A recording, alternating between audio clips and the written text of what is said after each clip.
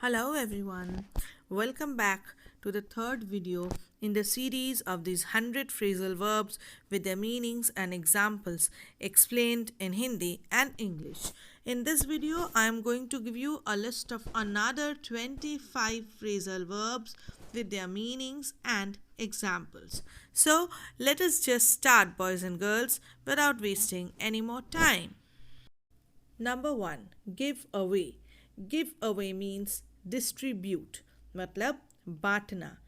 For example, it is usual to give away sweets on festive occasions. यानी कि festive occasions में on festivals we do give away sweets. We do distribute sweets. हम sweets distribute करते हैं. So give away means distribute.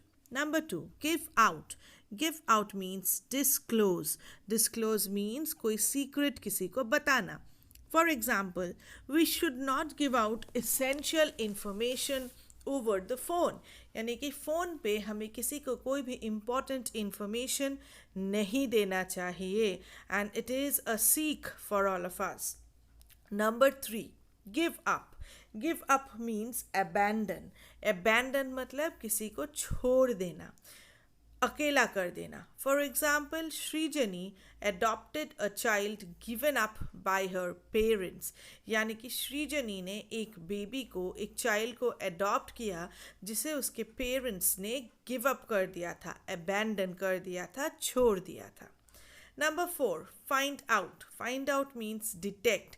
Detect मतलब ढूंढ निकालना. For example, it is difficult to find out the truth in case of a murder. यानी कि किसी murder के केस में ट्रूथ को, सच्चाई को ढूंढ निकालना इज़ रियली वेरी डिफ़िकल्ट.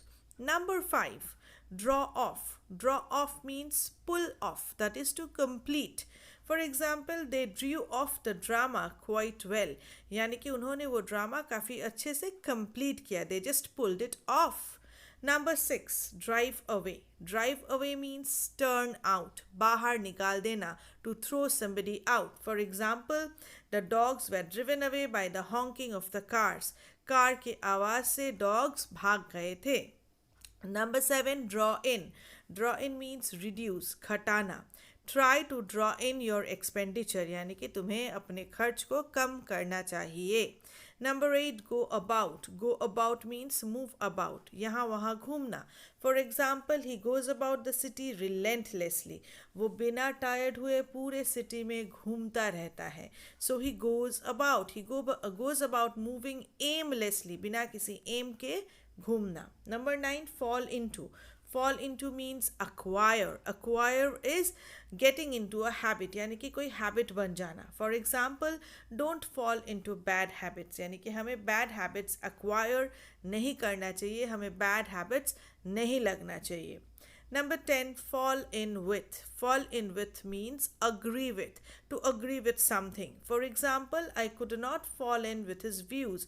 मान जाना, अग्री करना, सहमत होना. सो मैं उसके व्यूज़ के साथ सहमत नहीं हो पाई. So I could not fall in with his views.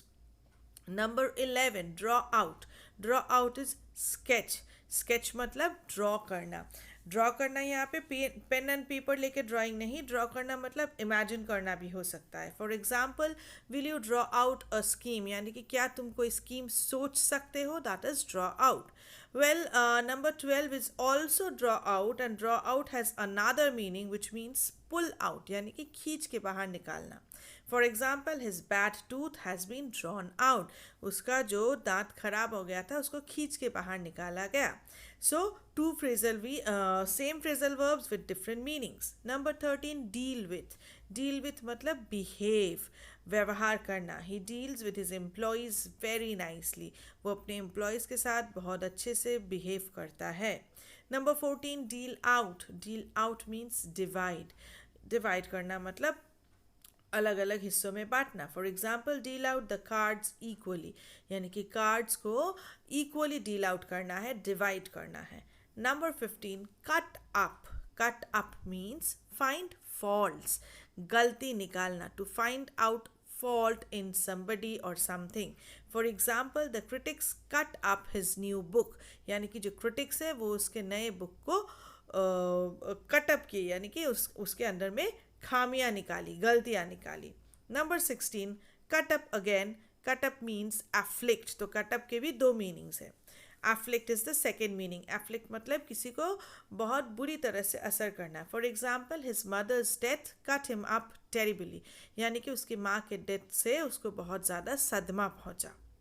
Number 17, catch up. Catch up means come up with. कोई नया आइडिया ले आना या किसी के साथ समान हो जाना. He is trying to catch up with the rest of the class. यानी कि वो अपने क्लास के बाकी स्टूडेंट्स के साथ एक समान होना चाहता है. शायद बाकी बच्चे पढ़ के आगे निकल गए हैं, वो उनके समान होना चाहता है. Number 18, come up to. Come up to means be equal to. एक समान होना. Meaning almost same है. His word did not come up to our expectation. It means उसने जो कहा था वो हमारे एक्सपेक्टेशन पे खरा नहीं उतरा, वो एक समान नहीं हुआ. So come up to means be equal to. Number 19, carry away. Carry away means cause death to.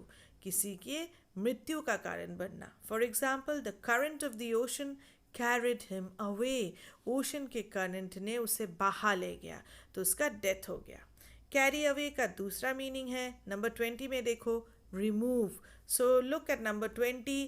Carry away also means remove, हटाना, एक जगह से दूसरे जगह ले जाना. For example, the man was carried away to the other hospital immediately. यानी कि उसी वक्त उस आदमी को दूसरे हॉस्पिटल में शिफ्ट किया गया, रिमूव किया गया. Next, number 21, cut out. Cut out means stop, रोकना, बंद करना. For example, please cut out the nonsense talk. Nonsense talk is बकवास करना. To talk without any meaning, उसको cut out करो, यानी कि stop करो. Next, number 22, come round. Come round means recover. यानी कि किसी भी बीमारी से recover करना, ठीक हो जाना. For example, the patient came round because of the nurse's care. यानी कि नर्स ने इतने अच्छे से उसकी देखभाल की कि वो पेशेंट ठीक हो गया, रिकवर कर गया. So the patient recovered because of the nurses care. Next, number 23, issue from. Issue from means to come, go और फ्लो आउट ऑफ समथिंग और समवेयर. मतलब कहीं से आना या जाना या कहीं से कुछ निकलता हुआ देखना. For example, I could see smoke issuing from the window. यानी कि मैंने देखा कि दूर खिड़की से स्मोक निकल रहा था, धुआं निकल रहा था. So I could see smoke issuing from the window. Next, number 24, jab at. Jab at means to push a sharp और pointed object quickly or roughly into somebody or something. For example, he kept jabbing at the paper cup with his pencil. यानी कि वो उस paper cup को अपने pencil से continuously जैब करता रहा. जैब करते रहना मतलब कंटिन्यूसली उसको पोक करते रहना. To keep on pushing that pen और pencil into the paper cup. Next and the last phrasal verb for the day is 25, black out. Black out means to become unconscious. It's a very, very common phrasal verb and most of us know the meaning. To become unconscious मतलब बेहोश हो जाना.